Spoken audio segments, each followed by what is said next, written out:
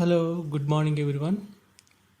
So నేను మీకు ఈరోజు నా యొక్క సౌత్ ఆఫ్రికా మెమరీస్ గురించి మీకు ఎక్స్ప్లెయిన్ చేయబోతున్నాను. సో ఇది యాక్చువల్గా నేను 2000 నాకు తెలిసి 13 ఆ టైంలో నేను తీసిన వీడియో అనుకుంటాను. యాక్చువల్లీ 2011లో వెళ్ళాను అనుకుంటా.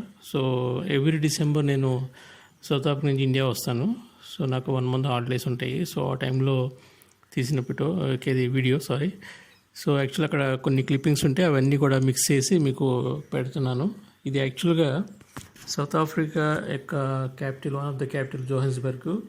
సో అక్కడ ఇంటర్నేషనల్ ఎయిర్పోర్ట్ వచ్చేసి ఓవర్ ట్యాంబ్ అంటారు. సో అక్కడ నుంచి నేను స్టార్ట్ అయ్యాను. ఇది వచ్చేసి ఫ్లైట్ ఇతిహాద్ ఫ్లైట్ నేను ఎప్పుడు కూడా ప్రిఫర్ చేస్తాను, ఎందుకంటే ఇది చాలా cheap and best flight. Food కూడా బాగుంటుంది, చాలా స్మూత్ ఉంటుంది. ఇది వయా అబుదాబి అన్నమాట. So via Abu Dhabi to Mumbai అన్నమాట. యాక్చువల్గా నేను ఎక్కువ ముంబైకే దిగుతాను, ఎందుకంటే కొంచెం తక్కువ రేటు పడుతుంది అని చెప్పేసి. సో ఇప్పుడు ఇది యాక్చువల్గా ఫ్లైట్లో ఆల్రెడీ ఎక్కేసాను నేను. ఈ ఫ్లైట్ మూవ్ అవుతుంది రన్వే మీద. సో కాసేపట్లో టేకాఫ్స్ అవుతుంది. సో అది కొంచెం చూపిద్దామని చెప్పేసి నేను ఇది చేయటం అనేది జరుగుతుంది.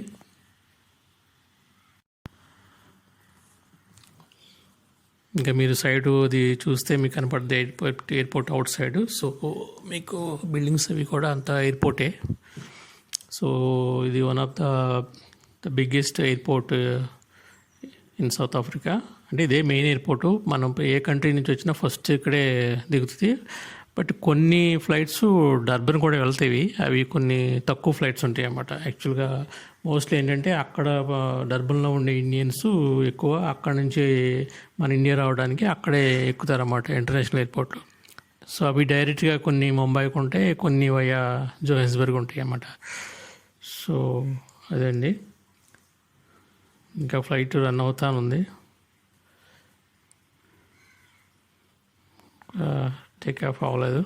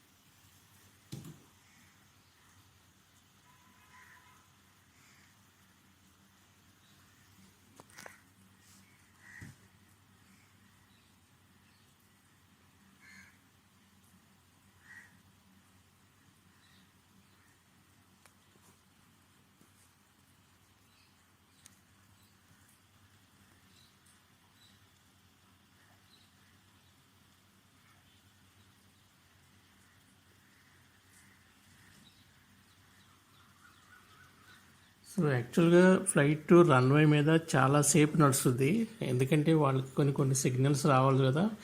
గ్రౌండ్ క్లియరెన్స్ రావాలి, ఎదురుగా ఆపోజిట్ ఏమైనా ఫ్లైట్స్ వస్తున్నాయేమో వాళ్ళు చెక్ చేసుకుంటారు. అంటే ఇప్పటికప్పుడు వాళ్ళు చెప్తూ ఉంటారు. సో ఇక్కడ చూసారు, ఇక్కడ ఒక చోట మాత్రం నీకు ఫ్లైట్ ఇన్సైడ్ మీకు చూపించాను కొద్దిగా. సో ఇవన్నీ కన్ఫర్మ్ చేసుకుని అప్పుడు టేక్ ఆఫ్ చేస్తుంది అన్నమాట. తెలిసిందే కదా మీకు.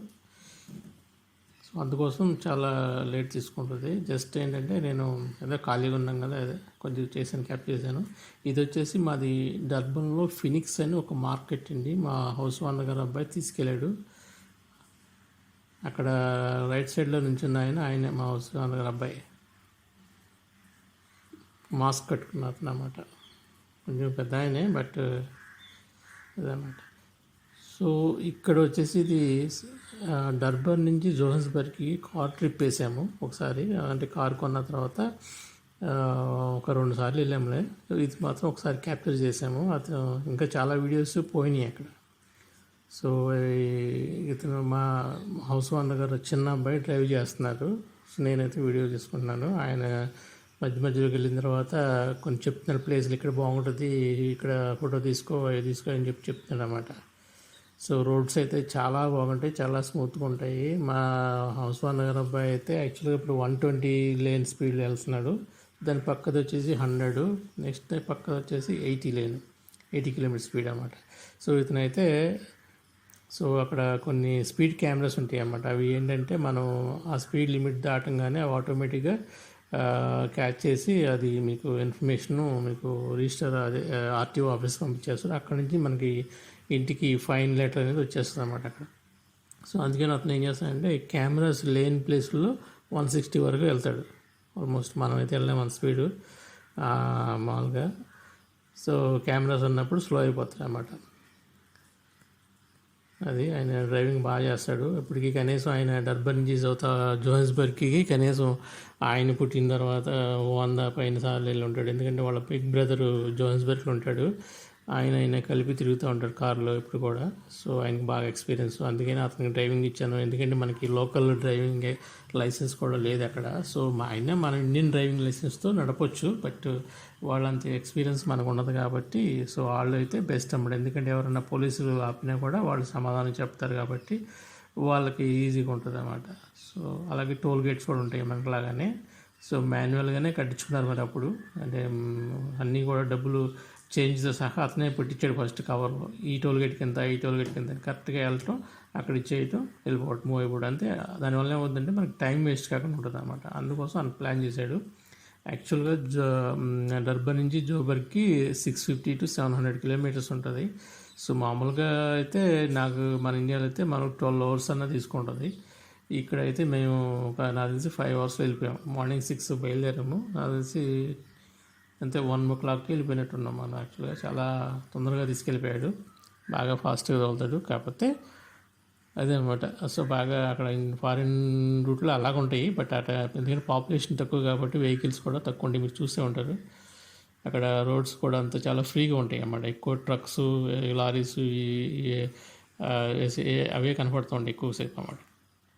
ఇక్కడ ఒక చోట మాత్రం వీడియో కొంచెం యాంగిల్ మారింది, ఎందుకంటే నేను అది చూసుకోలేదు. ఆటో రొటేట్లో మోడ్లో ఉంది కాబట్టి అది టక్కనే తిరిగిపోయింది. సో అందువలన ఆ యాంగిల్ అట్లా చేంజ్ అయిపోయింది. సో మళ్ళీ అది మార్చడం కొత్తది కాబట్టి సో నేను అలాగే ఉంచేసాను అన్నమాట ఈ వీడియోలో. సో అది చేయగలిగింది ఏమీ లేదు. సో నెక్స్ట్ వీడియో నుంచి నేను కేర్ తీసుకుంటాను ఖచ్చితంగా. ఇవి ఏంటంటే పాత క్లిప్పింగ్స్ అన్నమాట, అన్నీ నేను మిక్స్ చేసి పెడుతున్నాను అన్నమాట.